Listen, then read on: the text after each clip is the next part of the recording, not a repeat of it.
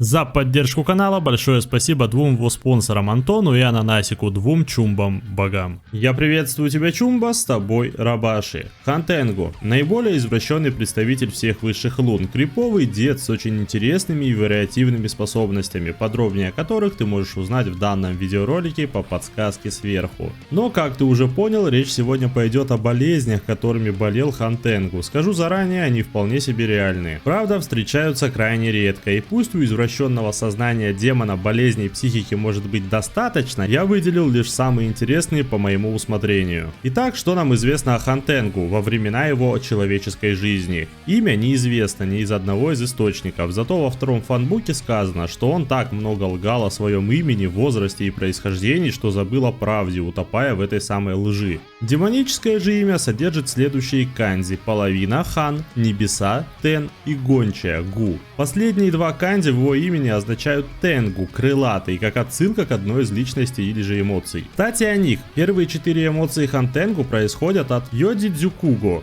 Это четырехзначная идиома, которую можно использовать для описания диапазона человеческих эмоций, которые демоны Хантенгу испытывают в целом. Именно поэтому у каждого на языке отдельная от каждого эмоция. Теперь о быте. Жил он, конечно же, неправедной жизнью, даже в детстве Хантенгу лгал, чтобы окружающие жалели его. Он несколько раз был женат и имел детей, однако это длилось недолго, так как всякий раз, когда его обвиняли в нечестности, он чувствовал, что с ним плохо обращаются, и в гневе убивал своих жен и детей. Опять-таки следуя второму фанбуку. Чувак долгое время притворялся слепым и обворовывал людей, которые хотели дать ему денег. За упреки со стороны от других людей, которые понимали это, совершались убийства. Сами же убийства Хантенгу описывал следующим образом: «Я ничего не делал, это все руки», как минимум дважды указывая на это зрителю. Но откуда такие мысли и причем тут болезнь? Дело в том, что заболевание носит название синдром чужой руки, в дальнейшем СЧР. При этом в синдроме рука кажется чужой и ведет себя так, будто у нее есть собственный разум.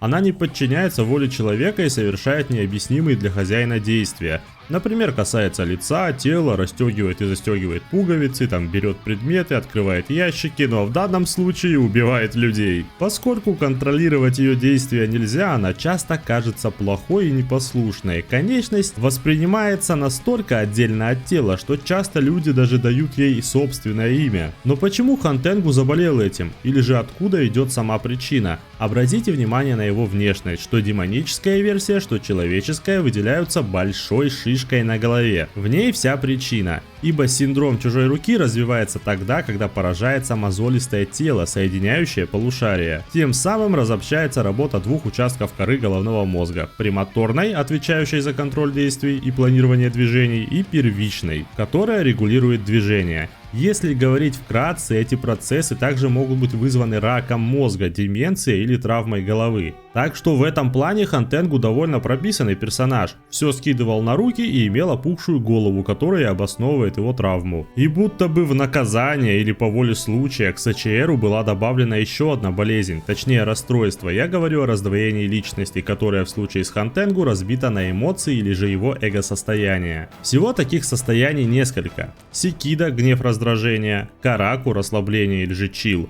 Айзетсу как проявление печали, Уроги — веселье и радость, Захакутен — ненависть. В нем, кстати, нам интересны барабаны, они представляют собой барабаны Райдзена, бога грома. По легенде, всякий раз, когда Райдзен ударяет в барабаны, парящие за его спиной, молния ударяет как в мир людей, так и в подземный мир. Точно так же с Зохакутеном. Ну и последний челик Урами — негодование. Каждый в кавычках клон — это и есть отдельная личность со своим характером. Причины же возникновения этих личностей на самом деле вытекают из синдрома чужой руки и травмы головы. Подумайте сами. Чел больной на голову, если что, буквально. Его руки не подконтрольны ему и порой убивают людей не по его воле. Из-за множества пережитых потрясений альтернативные личности в нем и развивались. Эта болезнь крайне абсурдна по своей сути. В практике психотерапевтов был описан случай, как два совершенно разных генотипа внутри сознания человека критически изнашивали основного носителя. В КРД же эти самые эмоциональные эго очень круто воплотились в жизнь в виде искусства кровавого демона.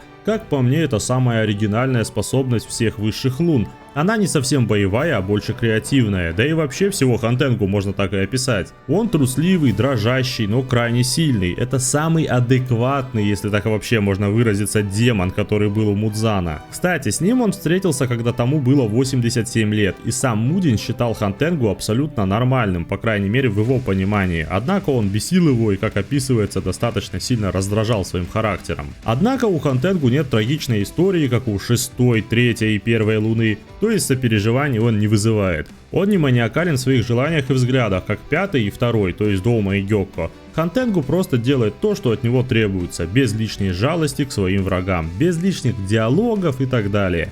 На деле он просто шизанутый маньяк, который был таковым в свои человеческие годы, почти век творя самое аморальное вообще из всего списка высших лун.